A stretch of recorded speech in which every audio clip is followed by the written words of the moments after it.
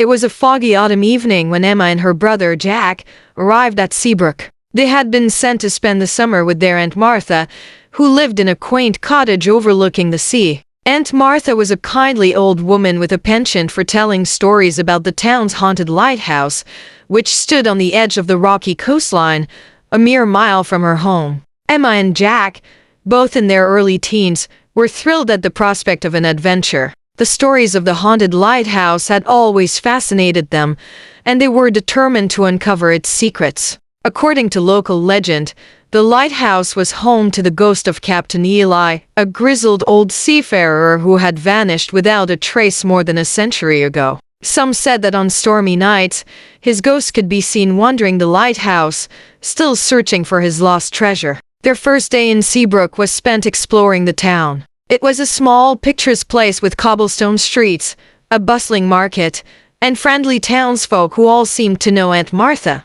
As the sun set, casting an orange glow over the horizon, Aunt Martha gathered the children around the fireplace and told them the tale of Captain Eli. Captain Eli was a man of the sea, she began, her voice low and mysterious. He sailed the world over, collecting treasures from distant lands. But one fateful night, during a fierce storm, his ship was wrecked on the rocks near the lighthouse. Some say he managed to save his treasure, hiding it somewhere in the lighthouse before he vanished. His ghost is said to still guard it, waiting for the day he can reclaim what was lost. Emma and Jack listened, wide-eyed and spellbound. When Aunt Martha finished the story, they could hardly wait to see the lighthouse for themselves. The next morning, after a hearty breakfast, they set off down the rocky path that led to the old lighthouse. The building loomed ahead, tall and imposing, its once white paint now peeling and weathered by the sea air. As they approached,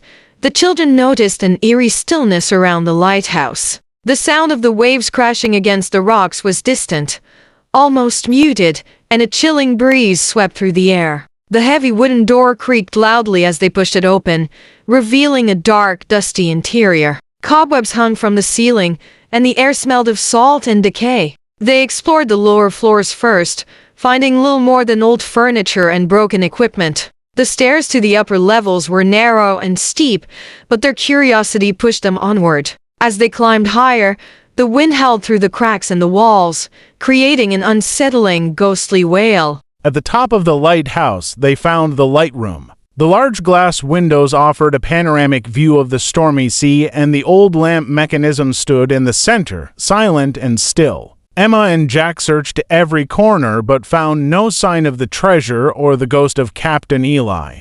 Disappointed but not discouraged, they decided to return the next day with flashlights and tools. That night, as they sat around the fireplace again, Aunt Martha handed them an old, tattered book. "This belonged to Captain Eli," she said. "I found it years ago in a chest washed up on the shore. Perhaps it holds some clues to his treasure." Emma and Jack eagerly flipped through the pages. The book was filled with Captain Eli's notes and sketches detailing his voyages and the treasures he had collected. One entry in particular caught their eye. It was a map of the lighthouse with a series of cryptic symbols and a poem that read, asterisk, "In the heart where the light shines bright, seek the path in the dead of night. Beneath the stars and moon's pale glow lies the key to the secrets below." Asterisk. The children could hardly contain their excitement. They spent the next day deciphering the poem and planning their next visit to the lighthouse. That night, armed with flashlights and the captain's book, they made their way back to the old structure. As they approached, the lighthouse seemed even more imposing in the darkness. The moon cast long shadows, and the wind howled through the cracks, creating an eerie symphony. They climbed the stairs to the light room, where the lamp mechanism stood silent and foreboding.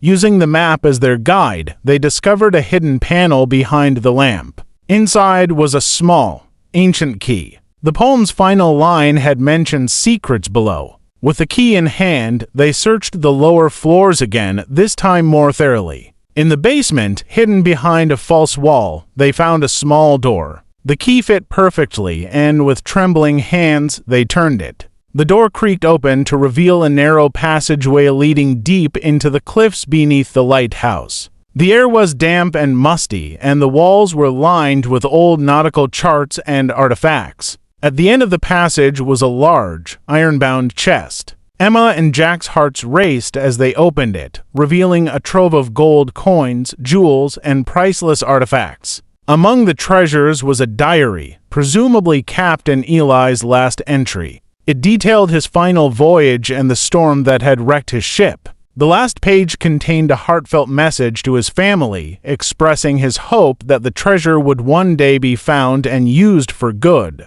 As they stood there, marveling at their discovery, a cold breeze swept through the passage, and the ghostly figure of Captain Eli appeared before them. He looked at the children with kind, sorrowful eyes, then slowly faded away, leaving them with a sense of peace and closure. Emma and Jack returned to Aunt Martha's cottage, their heads filled with the excitement of their adventure.